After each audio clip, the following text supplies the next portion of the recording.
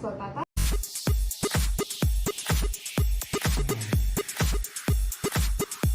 Look, Jessie Mendiola, ginawang telepono ang napaka-cute at tuwang-tuwa na si Baby Peanut.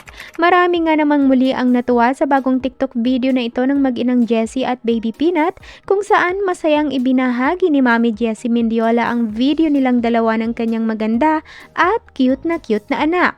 Mapapanood sa video ng aktres ang nakakatuwang bonding nilang mag-ina kung saan makikita si Baby Rosie na masaya at tawang-tawa sa ginagawa ng kanyang mami. Kita sa video ang pagkaaliw nito habang kungwaring ginagawa siyang telepono ng kanyang mama. Marami namang mga netizens ang nagbigay ng kanilang komento sa cute baby celebrities na ito. Narito ating panoorin.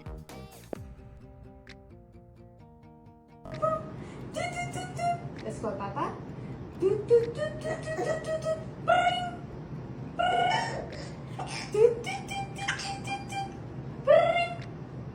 Tapos naman si Pink.